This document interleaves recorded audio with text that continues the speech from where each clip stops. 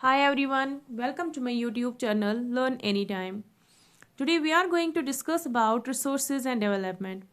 Resources and development class 10th का first chapter है और ये बहुत इंटरेस्टिंग चैप्टर है।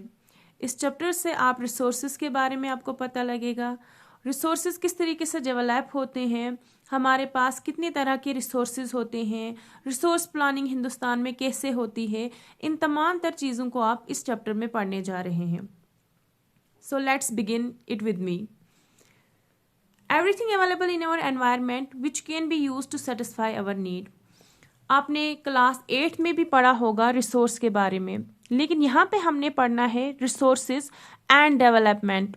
यानी कि हम रिसोर्सेज को पढ़ रहे हैं लेकिन डेवलपमेंट कॉन्टेक्स्ट में कि ये जो रिसोर्सेज है ये डेवलप कैसे होते हैं, ये जो रिसोर्सेज है इन्हें हम किस तरीके से डेवलप करते हैं। तो हर वो चीज़ जो हमारे एनवायरनमेंट में अवेलेबल होती है, जो हमारी नीड्स को सेटिस्फाई करती है, उससे हम रिसोर्स कहते हैं। लेकिन ये कंप्लीट डेफिनेशन नहीं है। कंप्लीट डेफिनेशन है कि everything that is available in our environment which is technologically accessible, economically feasible and culturally acceptable, we can call that a resource. हर वो चीज़ जो हमारे पास हमारे एनवायरनमेंट में मिल रही है, जिसे हम टेक्नोलॉजिकली एसेस कर सके, कल्चरली भी उसे एक्सेप्ट किया जा रहा है और इकोनॉमिकली अगर हम देखें तो इकोनॉमिकली फीजिबल है। अब मैं आपको इसको ज़रा समझाती हूँ। क्या देखिए, अगर हमारे पास रिसोर्सेज है और मैं कह रही हूँ कि रिसोर्सेज में आपने 3 चीज़ें बहुत इंपॉर्टेंट याद रखनी है। पहला ये कि कल्चरली एक्सेप्टेबल है, दूसरा ये कि इकोनॉमिकली फीजिबल है, और थर्ड ये कि टेक्नोलॉजिकली एसेसेबल है। अब हम यहाँ पे एक एग्जांपल ले लेते हैं। सपोज करें कि हम जो है वो लकड़ी ला रहे हैं, वुड्स ले रहे हैं। हम वुड्स किसी चीज़ के लिए, फॉर एग्जाम्पल फर्नीचर के लिए, हम वुड फर्नीचर बनाने के लिए हम वुड ले रहे हैं। तो हमने ये वुड लिया, ये वुड हमने हाथों से तो नहीं तोड़ा, इसमें हमें लगी टेक्नोलॉजी। हमने टेक्नोलॉजी से जो है वो वुड काट के लाया। वुड काटने में हमें कुछ पैसा लगेगा, तो हमें फॉर एग्जांपल हम रखते हैं कि हमें यहाँ पे जो है वो 500 रुपीज़ लगे। लेकिन क्या ये इकोनॉमिकली फीजिबल है कि नहीं? इट मीन्स कि हम जब इसे बेच रहे हैं, क्या हमें इससे प्रॉफिट हो रहा है कि लॉस हो रहा है? पता चला कि हमें लॉस हो रहा है। तो इसीलिए रिसोर्स वो है जो कल्चरली भी एक्सेप्टेबल हो, इकोनॉमिकली भी फीजिबल हो और टेक्नोलॉजिकली भी हम उसे ले सके। यहाँ पे वुड हमारे लिए एक इंपॉर्टेंट रिसोर्स है। क्यों है इंपॉर्टेंट रिसोर्स? क्योंकि टेक्नोलॉजिकली भी एक्सेसिबल है और इकोनॉमिकली भी फीजिबल है, कल्चरली भी एक्सेप्टेबल है। इसे बेच के हमने जितना यहाँ से लगाया, हम उससे डबल जो है वहाँ से पैसा ले सकते हैं। तो यहाँ पे हमने वुड की एग्जांपल पढ़ी कि ये जो वुड है ये बहुत इंपॉर्टेंट रिसोर्स है हमारे पास। सिमिलरली वुड के अलावा भी बहुत सारी चीज़ें हैं, जैसे मेटल्स वगैरह है, आयरन ओर वगैरह है। ये हमारे लिए बहुत इंपॉर्टेंट रिसोर्स है और ये हमारे पास कल्चरली भी, इकोनॉमिकली भी और टेक्नोलॉजिकली भी एक्सेसिबल है। तो यहाँ से हमें पता लगता है कि रिसोर्स का मतलब क्या है। Anything that can satisfy our need and is technologically accessible, economically feasible and culturally acceptable is known as resource. इस रिसोर्स में नेचर, टेक्नोलॉजी एंड इंस्टीट्यूशन जो है वो आपस में इंटरडिपेंडेंट होते हैं। इनका इंटरडिपेंडेंट होना इज वेरी इंपॉर्टेंट और ये इंटरडिपेंडेंटनेस कौन क्रिएट करता है? ह्यूमन बींग्स क्रिएट करते हैं। अब वो कैसे एनवायरनमेंट में ये इंटरडिपेंडेंस क्रिएट करते हैं? देखिए, हमारे पास है यहाँ पे physical environment. Physical environment means कि जो हमें नेचर से चीज़ें मिलती है, नेचर से हमें बहुत सारी चीज़ें मिलती है, जैसे सॉइल है, वाटर है एंड सो मेनी थिंग्स। अगर हम इस सॉइल से, जैसे हमारे पास लैंड है, एग्जाम्पल, हम इस लैंड के ऊपर क्या कर रहे हैं? हम इस लैंड के ऊपर एग्रीकल्चर कर रहे हैं। अब agriculture is a very basic example. अब हम एग्रीकल्चर जब कर रहे हैं तो एग्रीकल्चर करने के लिए हमें कोई चीज़ें चाहिए, जिससे हमें पहले ज़मीन को ट्रिलिंग कर सके, उसके ऊपर हम सीड्स वगैरह लगा सके। तो उसके लिए हमें टेक्नोलॉजी चाहिए और वो टेक्नोलॉजी कहाँ से आएंगी?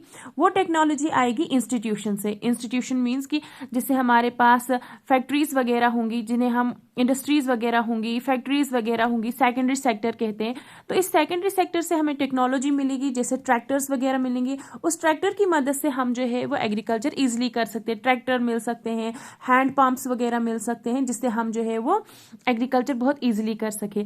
तो यहाँ पे हमने ये देखा कि देखो, फिजिकल एनवायरनमेंट डिपेंड कर रहा है टेक्नोलॉजी के ऊपर और टेक्नोलॉजी डिपेंड कर रही है इंस्टीट्यूशन के ऊपर, लेकिन ये तीनों चीज़ें डिपेंड कर रही है ह्यूमन बींग्स के ऊपर। अगर ह्यूमन बींग्स जो है उन्हें टेक्नोलॉजी को यूज़ करना नहीं आए तो इंस्टीट्यूशन जो है वो टेक्नोलॉजी कैसे बनाएंगे। तो ये सारी चीज़ें जो है वो ह्यूमन बींग्स के लिए ही है और ह्यूमन बींग ही जो है वो इनके बीच में इंटरडिपेंडेंट रिलेशनशिप क्रिएट करता है।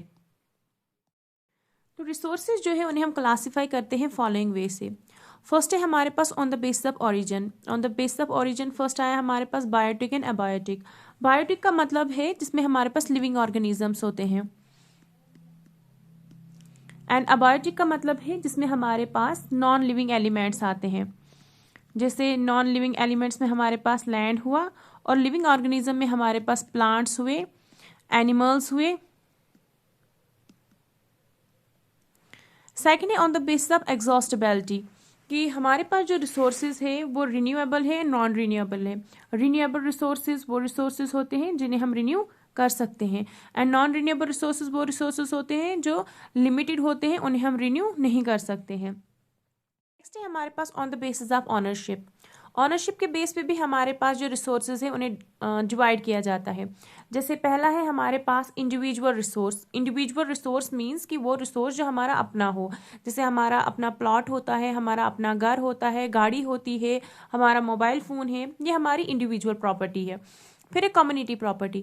कम्युनिटी प्रॉपर्टी वो प्रॉपर्टी होती है जो कम्युनिटी ओन रिसोर्सेज होते हैं, जैसे हमारा प्ले ग्राउंड वगैरह होता है जहाँ पे सारे बच्चे खेलने के लिए जाते हैं। फिर आती है हमारे पास नेशनल ऑनरशिप बेस्ड रिसोर्सेज।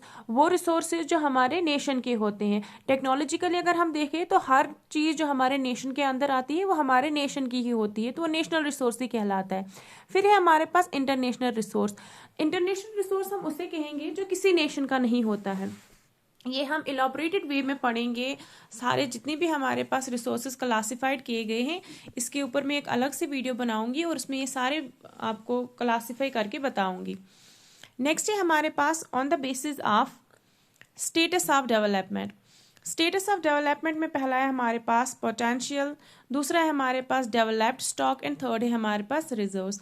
ये भी हम नेक्स्ट पार्ट में 1 by 1 इलॉबरेट करके डिस्कस करेंगे।